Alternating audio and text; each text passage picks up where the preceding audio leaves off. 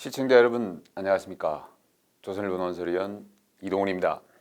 9개월여 뒤 내년 3월에 대통령 선거가 치러집니다. 현재 가장 유력한 후보는 야권에서는 윤석열 전 검찰총장, 여권에서는 이재명 경기지사입니다. 지금 발표되는 여론조사 결과가 그렇습니다. 나머지 후보들은 전부 한 자리 숫자입니다. 그런데 김종인 국민의힘 전 비상대책위원장, 이분이 최근 주목해야 할 차기 대선 주자로 김동연 전 경제부총리를 꼽았습니다. 야권인지 여권인지 제3지대인지는 분명하지 않습니다. 다만 언론에서는 김동연 전 부총리를 야권 후보로 보고 있습니다. 김동연, 문재인 정부의 첫 경제부총리, 2018년 12월 사직한 뒤에 사단법인 유쾌한 반란을 세우고 지금 강연 활동을 하고 있습니다. 김종인 전 위원장은 이데일리 인터뷰에서 김동연 전 부총리가 움직이는 것으로 아는데 어떤 아젠다를 들고 나올지는 두고 봐야 할 것 같다. 부총리를 그만두고 나름대로 준비를 많이 한 듯하다. 경제 상황이 어떻게 전개되느냐에 따라 경제 대통령 얘기와 함께 대선 주자로 나올 수 있다. 김동연은 흑수저에서 시작해 드라마틱한 스토리가 있는 인물이다. 대한민국이 어떻게 가야 할지에 대해 설계도 한 것으로 보인다. 상당한 칭찬입니다. 한번 띄워보겠다. 이런 의도가 다분해 보입니다. 김종인식 대권주자 키우기로 보입니다. 김종인 위원장은 사석에서 만나는 사람들에게도 김동연 부총리의 가능성을 말하고 있다고 합니다. 김종인 위원장이 주목하는 김동연의 가능성은 두 가지, 경제 대통령 그리고 스토리입니다. 김종인 위원장은 윤석열 전 총장의 검찰총장 사퇴를 전후해서 별의 순간이 온 것 같다 이렇게 말했습니다.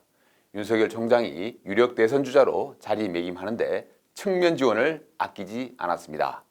하지만 윤석열 총장의 자명이 길어지면서 덩달아 윤 총장에 대한 김종인 위원장의 태도도 변했습니다. 한마디로 삐진 겁니다. 김 위원장, 최근 사석에서 윤석열 총장에 대해서 좋게 얘기하지 않는다고 합니다. 아마 윤 총장 측에 얘기가 들어가라고 일부러 그런 것 같다고 합니다. 그러면서 대선 주자로 김동연 전 부총리를 얘기합니다. 일각에선 김종인 위원장이 구애에 응답하지 않는 윤 총장에게 마지막으로 경고 메시지를 보내고 있다. 그 메시지를 위해서 김동연 부총리를 활용하고 있다. 이런 해석도 있습니다. 그럼에도 불구하고 김동연의 대선 주자 가능성 상당합니다. 무시 못합니다. 김동연의 정치적 자산은 김종인 위원장이 얘기했다시피 경제 전문성, 다채로운 경력을 바탕으로 한 스토리입니다. 성실함과 의지로 입지전적 코스를 밟아왔다. 이렇게 포장할 수 있습니다. 김동연 부총리는 충북 음성이 고향입니다. 청계천 판자촌과 경기도 광주 천막에서 성장해온 말 그대로 개천에서 난 용입니다. 성남 빈민촌에서 자라고 공장에 다닌 이재명 경기지사와 겹치는 부분이 있습니다.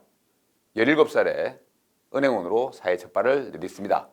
주경야독으로 행정고시와 입법고시를 패스해 고졸신화를 썼습니다. 고입, 대입, 검정고시를 치르고 변호사가 된 이재명과 또 겹칩니다. 전문성, 능력을 갖춘 관료로서 김동연은 보수와 진보 정권에서 두루 중용됐습니다. 상고 출신의 비주류인데도 엘리트 코스를 모두 밟았습니다. 누가 봐주었을 리 없습니다.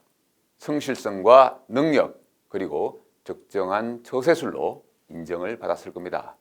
노무현 정부 때 국가비전 2030 작성 실무를 총괄했고 이명박 정부 시절에 예산실장을 했습니다. 박근혜 정부에서는 초대 국무조정실장을 했습니다.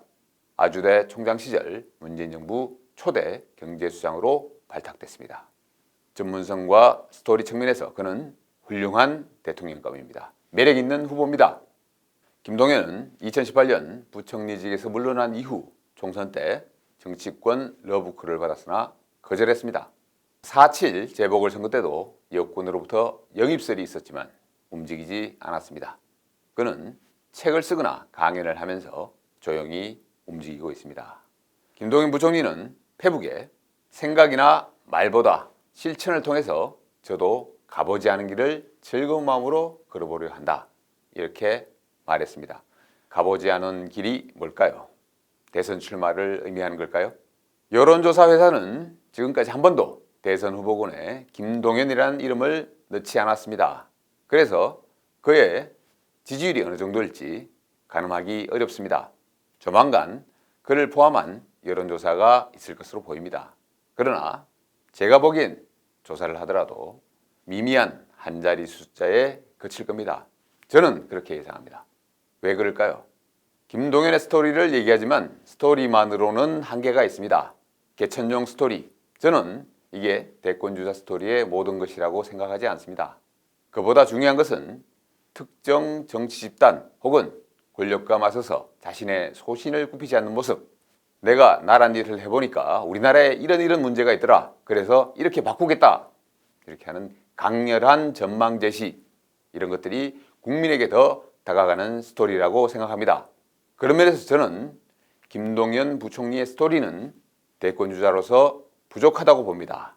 문재인 정권은 말도 안 되는 소득주도 성장론으로 나라 경제를 잘못 끌고 갔습니다. 김동연 부총리도 국민에게 강렬한 메시지를 날릴 수 있는 타이밍이 있었습니다. 하지만 김 부총리는 하지 않았습니다. 도리어 김 부총리는 소주성이라는 교과서에도 없는 정책 추진에 앞장섰던 사람입니다. 물러나기 전에서야 소득주도 성장의 문제점을 지적합니다. 속도 조절을 말하면서 비판하는 모양새를 취했던 것으로 저는 기억합니다. 보수층에게 강렬한 인상을 주지 못했습니다. 그래서 그에 대한 여론조사 지지율 그리 높지 않을 거라고 저는 봅니다. 여론조사 지지율이 적어도 한 자릿수를 넘기 위해서는 국민에게 주는 강렬한 임팩트가 있어야 합니다. 그것은 정말 아무나 할 수 없습니다. 물론 아직 10개월이란 시간이 있습니다. 윤석열, 이재명 외에 김동연을 포함한 제3의 인물이 부상할 가능성 없지 않습니다. 어떤 일이 벌어질지 모릅니다. 역시 정치는 생물이라서 그것도 살았다 죽었다를 능수능란하게 하는 특이한 생물이라서 그렇습니다.